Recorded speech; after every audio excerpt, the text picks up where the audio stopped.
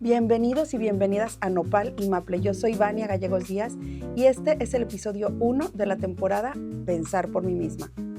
Hoy quiero hablar de algo que me lleva tiempo dando vueltas en la cabeza y ese es el nombre de este episodio, que es la era del diagnóstico casual.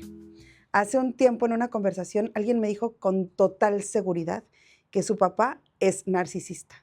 Lo decía muy convencida, sin ninguna duda, y cuando le preguntaba por qué, me dio muchas razones, muchas palabras grandes, no me quedé convencida con el diagnóstico. Otro día, una amiga me aseguró que yo tengo TDA. Le preguntaba por qué, me dijo que porque siempre llego tarde y hago muchas cosas al mismo tiempo antes de salir de la casa.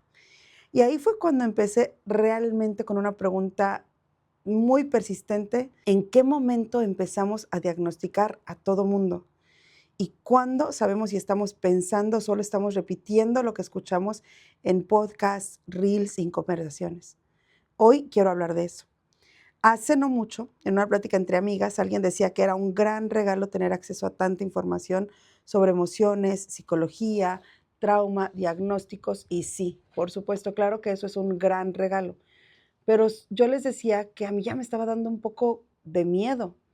Miedo porque siento que cada vez es más difícil vincularnos con naturalidad. Todo se está volviendo a poner límites, dejar de hablarle a tu madre porque según tú es bipolar, romper vínculos importantes, etiquetar a cada persona con la que interactuamos, desde los compañeros de oficina, el primo de tu amiga, tu hijo, tu vecino.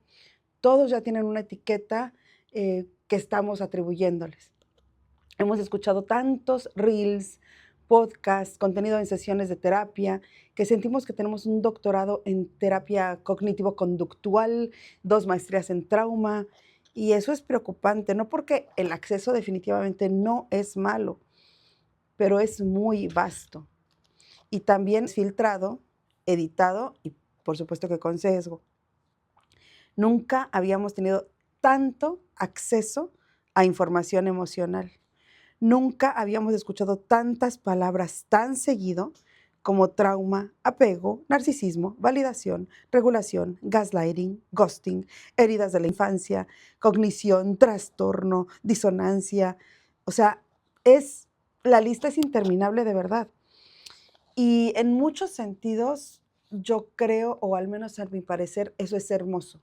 Porque definitivamente generaciones anteriores no tenían el lenguaje para nombrar lo que sentían. Aquí es en donde yo quiero como que revisar y hacer un poco de pausa. Vivimos en la era del diagnóstico casual y eso es innegable. ¿Has escuchado el término psicología pop? Yo no lo había escuchado hasta hace poco y me dio curiosidad. El término empezó a usarse hace varias décadas, cuando la psicología comenzó a salir de los consultorios y se volvió parte de la cultura popular. En los años 70 y 80 se explotó con la industria de autoayuda.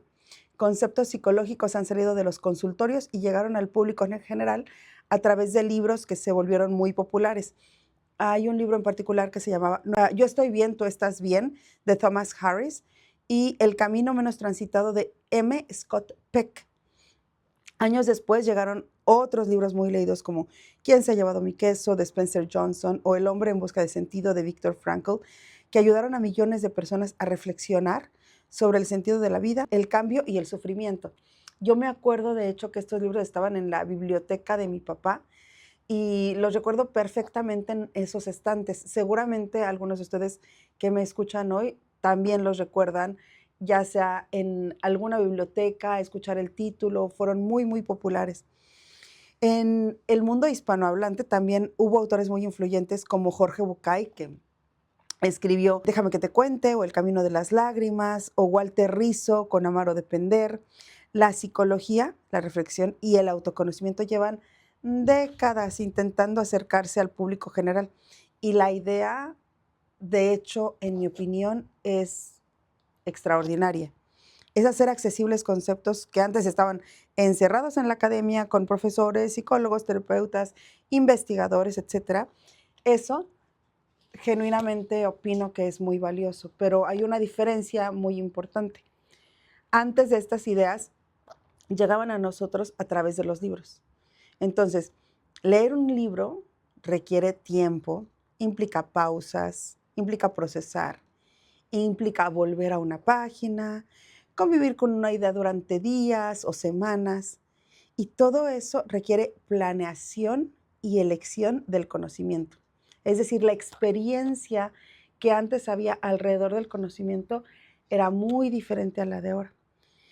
Por lo tanto, este conocimiento sí se insertaba en nuestras mentes muchísimo más despacio, con más intención, incluso desde crear la experiencia para decidir qué libro agregarías a tu biblioteca, qué autor y la inversión que ibas a hacer. O sea, de pronto salías de una librería con un solo libro en la mano, muy diferente a lo que pasa ahora.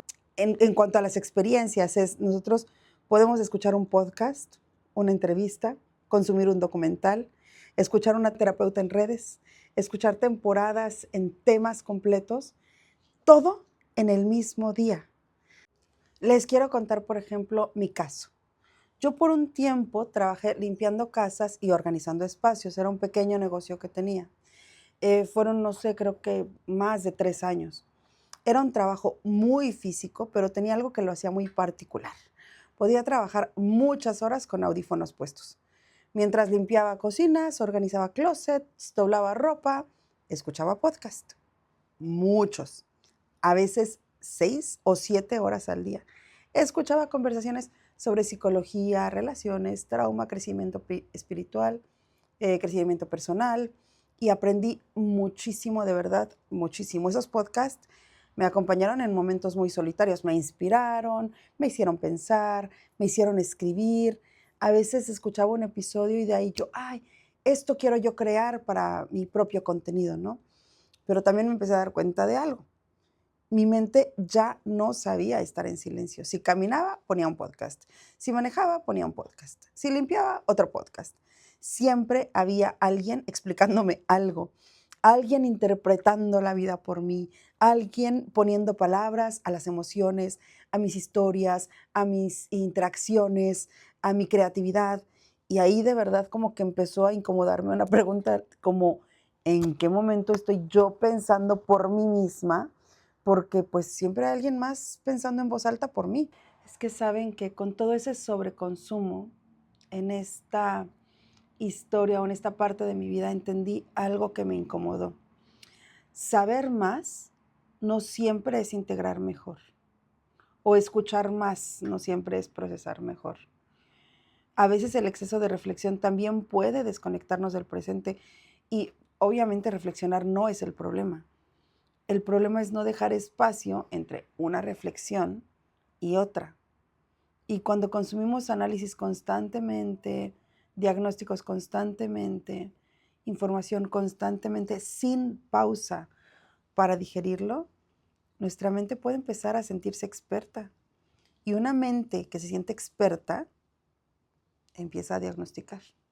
Aprender tanto como lo hacemos ahora, yo creo que es increíble. Nunca en la historia habíamos tenido acceso tan rápido a tantas ideas sobre emociones, trauma, vínculos o salud mental. Eso es un regalo. Verdaderamente el conocimiento sí es un regalo. Lo que me inquieta no es el conocimiento en sí. Lo que me inquieta es la velocidad con la que lo consumimos y la facilidad con la que empezamos a usarlo para interpretar relaciones humanas que son infinitamente más complejas que un minuto de contenido. Y ahora en la era del reel de 45 segundos, conceptos complejísimos se convierten en fórmulas universales. Todos sabemos identificar a un narcisista, o eso creemos. Todos sabemos cuando alguien tiene TDA. Todos sabemos cuando alguien es tóxico. Todos sabemos cuando ahí no es. Pero ¿realmente sabemos? A ver, también quiero decir algo importante aquí. Yo también he hecho esto. Yo también he escuchado historias de amigas y familia y mi mente salta inmediatamente a categorizar codependencia, gaslighting, apego ansioso, con apenas los detalles que caben en una llamada telefónica de 20 minutos. En el momento exacto en el que alguien está vaciando su alma conmigo y una etiqueta puede dar algo muy seductor, claridad inmediata. Pero una conversación de 20 minutos, pues no es una vida completa, y escuchar un desahogo no es conocer una dinámica entera. No quiero que reaccionemos con lenguaje psicológico, quiero que reflexionemos con conciencia, porque el acceso a la información no sustituye el proceso interno. Y aquí es en donde algo empieza a dolerme un poco, porque no me preocupa solo el uso de los términos, me preocupa de verdad lo que está pasando con nuestros vínculos, me preocupa que estemos confundiendo límites con rupturas definitivas. En los últimos años, además, algo empezó a hacerse muy visible. Cada vez más personas, especialmente jóvenes, deciden cortar lazos con padres o familiares cercanos. En redes sociales el tema explotó, no sé si vieron por ahí el hashtag de Toxic Family. Ese hashtag tiene millones de publicaciones y muchos medios analizan por qué las nuevas generaciones están marcando límites donde antes solo existía la idea de que la familia es para siempre o la familia es lo mejor. Y quiero decir algo que espero que quede muy, muy claro. Yo no soy nadie para decirle a alguien que debe o no debe cortar con un vínculo. Hay situaciones de abuso real, de daño profundo, de dinámicas destructivas, donde poner distancia puede ser una decisión necesaria y muy valiente. Ese no es mi punto. Mi pregunta en realidad es otra. ¿Estamos tomando esas decisiones desde la reflexión o desde la moda de sentirnos terapeutas? Desde una comprensión profunda de nuestra historia o desde conceptos que escuchamos una y otra vez. Una cosa es comprender un patrón con tiempo, contexto, con proceso, y una muy distinta es escuchar una palabra poderosa y sentir que ya tenemos una explicación completa para una relación que en realidad es mucho más compleja. Que cada incomodidad que sentimos en las relaciones se convierta en señal de que ahí no es, o que cada discusión se vuelva evidencia de ser es que es narcisista, o que patologicemos emociones profundamente humanas como enojarnos, equivocarnos, herir sin intención, molestarnos, sentirnos sobrepasados. Eso es humano. No todo vínculo que nos estresa es desechable. No toda incomodidad es abuso. Y hay algo más, porque no es lo mismo, no sé, un trastorno clínico, un rasgo de personalidad, una herida emocional, un patrón aprendido, un momento de inmadurez. No es lo mismo. Y sin embargo, en la era del diagnóstico casual, todo se mete en la misma caja, ¿no creen? Todo se vuelve violencia, todo se vuelve trauma, todo se vuelve TDA, todo se vuelve codependencia y eso es peligroso porque imagínate que los profesionales de la salud mental estudian años, evalúan por un tiempo, observan patrones consistentes, descartan variables antes de hablar de un diagnóstico formal y nosotros a veces lo hacemos después de escuchar un podcast. No porque seamos irresponsables, sino porque el lenguaje está ahí, disponible y muy seductor. Y cuando aconsejamos desde una etiqueta, podemos estar empujando decisiones que no nos corresponden. Así que tenemos que tener, yo creo que mucho cuidado. Hace poco, Marina, de psicóloga expat, compartió historias en su cuenta de Instagram. Y las historias decían algo que está relacionado con esto. No es lo mismo estar triste que estar deprimido. No es lo mismo distraerse que tener TDA. No es lo mismo tener cambios de humor que tener un trastorno bipolar. Y no es lo mismo que alguien haya sido egoísta o inmaduro en un momento a que tenga un trastorno de personalidad. Las emociones humanas fluctúan.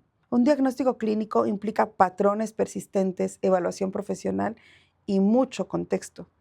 Si tú le dices a tu amiga, rompe ese vínculo por narcisismo, por ejemplo, estás asumiendo una autoridad que verdaderamente no tienes. No tienes el contexto completo, ni la historia completa, ni la evaluación clínica, no tienes ni siquiera la vivencia interna de esa relación. La información psicológica absolutamente es poderosa y todo poder requiere responsabilidad. Comprender no es lo mismo que diagnosticar. Comprender requiere contexto. Diagnosticar sin contexto es simplificar lo humano.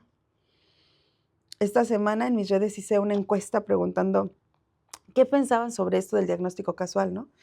Y una amiga muy querida que se llama Irene del Valle, siempre la recomiendo. Su cuenta de Mentes en Equilibrio es extraordinaria en cuanto a información y a recursos psicoemocionales, así que vayan y chéquenla. Ella es psicoterapeuta y me compartió algo muy interesante. Saben que el DSM-5, que es el Manual Diagnóstico y Estadístico de los Trastornos Mentales, utilizado por profesionales de la salud mental, ha sido revisado recientemente para incorporar nueva evidencia científica. Y algo que me llamó la atención es que cada vez se insiste más en considerar el contexto de cada persona, como los factores socioculturales, los factores económicos, el contexto familiar, el contexto histórico, incluso el marco moral y cultural en el que alguien creció. Es decir, ni siquiera los profesionales diagnostican sin mirar el contexto completo de una vida. Y eso me parece que es muy importante que lo recordemos.